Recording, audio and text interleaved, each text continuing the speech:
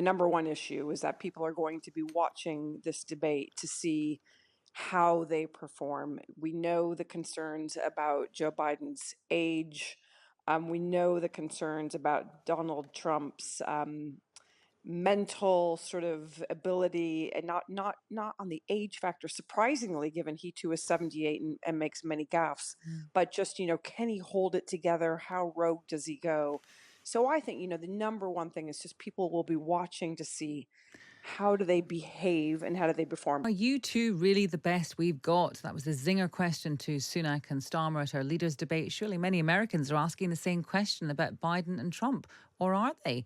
They go head to head tonight. The two presidents will meet in Atlanta, Georgia for a 90-minute showdown hosted by CNN. And you lucky listeners to Times Radio, you can hear it here. Rosie Wright will begin coverage at 1 a.m. and the debate starts at 2 a.m. So make sure you are listening. It is, of course, a rematch of the 2020 campaign when debates between the two sounded like this. Vote and let your senators know how strongly you feel. Vote now. Are you going to pack the court? Make sure you, in fact, let people know your senator. I'm not going to answer the question. Why would you answer that because question? the question is radical left. Will you shut up, man? Listen, who is on your list, Joe? Who's on your list? Right. Gentlemen, I think this is so unprecedented. He's going to pack the court. Not going to give a list. We have ended this segment. I can't believe it. It's amazing, isn't it? I forgot that he said, shut up, man. Yeah. Leslie Vinjamuri is director of the US and America's program at Chatham House. Morning to you. Morning. What do you expect the tone to be like 4 years on? Well, different from that. I mean, remember that they're going to, they're going to mute each candidate except for when they're speaking. So, the run up to this debate has been extraordinary. The debating over the rules, there will be no audience, but it really is the muting of the mics that will make a big difference, because it just simply means that they can't run across each other, strictly timed. But, we all say it's a rematch. It's not really a rematch. We're 4 years on. There's been a tremendous amount of history. We're not in a pandemic. Biden and Trump are now going for a second-term presidency. They're very well known as presidents and former presidents. We're past January 6th. We're past so many things that just make this a fundamentally different race, not a rerun at all, in my view. And what are they going to be? What are the issues? Are the issues always the same? Are they always foreign policy? Are they always the economy? Are they always the same, or is there anything different this time around? Well, I think that, the number one issue is that people are going to be watching this debate to see how they perform. We know the concerns about Joe Biden's age. We know the concerns about Donald Trump's mental sort of ability, and not on the age factor, surprisingly, given he too is 78 and makes many gaffes, but just, can he hold it together? How rogue does he go? So I think, the number one thing is just people will be watching to see how do they behave and how do they perform on issues, inflation, immigration, the economy writ large, the culture wars, and, foreign policy. Sure, it will certainly come up, and it might be a line of attack for either candidate against the other.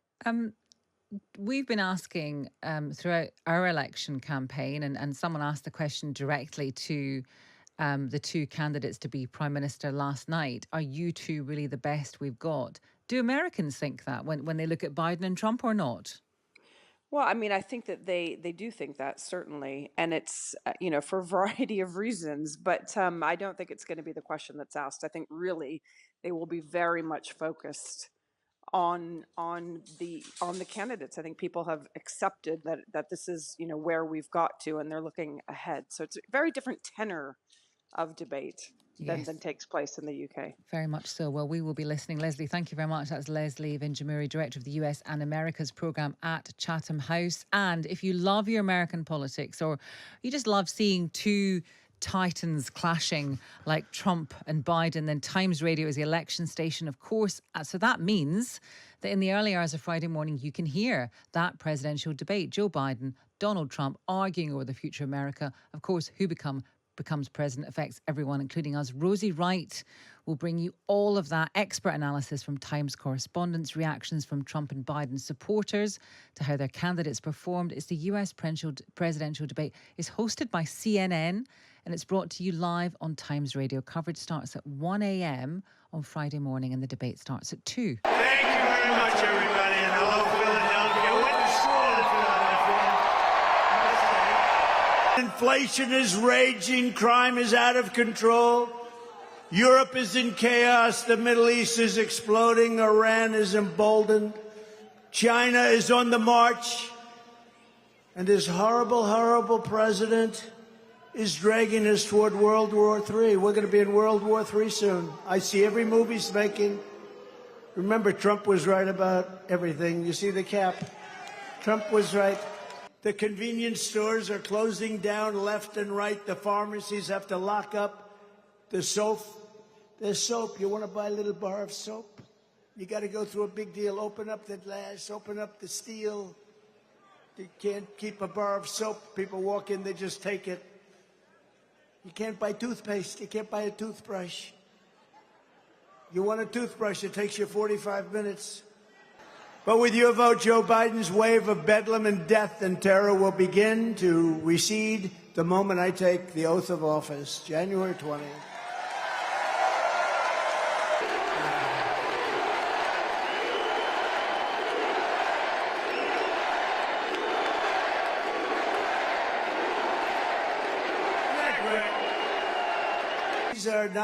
This is not a normal situation. This is not, oh, isn't it wonderful, these wonderful people. These people are drug dealers, gang members, killers in so many different ways. No. And we probably have 18 million. We'll have 20 million by the time we get this guy out of there.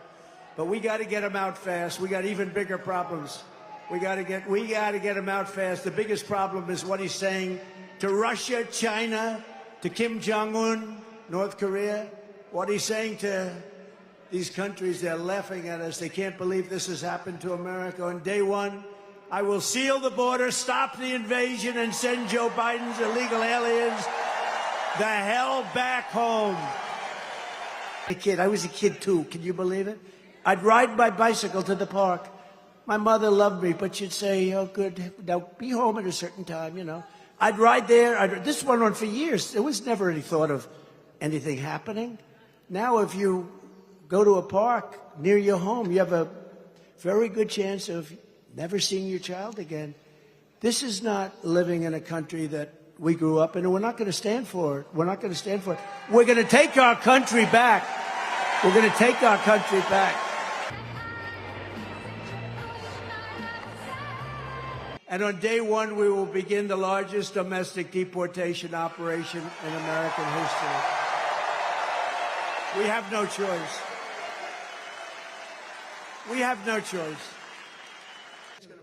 He said, sir, all of my life, for 50 years, I've been building damn trucks and buses. How should I handle him? Should I be tough and nasty? Or should I be, she'd say, no, should I be tough and nasty and just say you're the worst president in history? Or should I be nice and calm and let him speak? 50-50. Be tough. Be tough. So bad. So bad.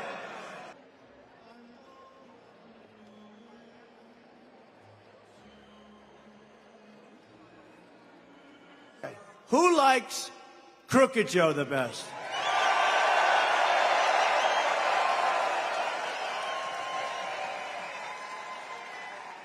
Who likes Sleepy Joe the best?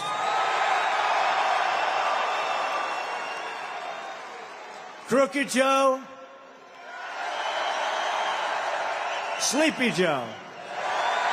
Whoa! You know, that's the first time that Sleepy Joe has ever beaten Crooked Joe. It's the first. $1 worth of equipment we gave them, 85. I rebuilt the entire military. We gave me 80.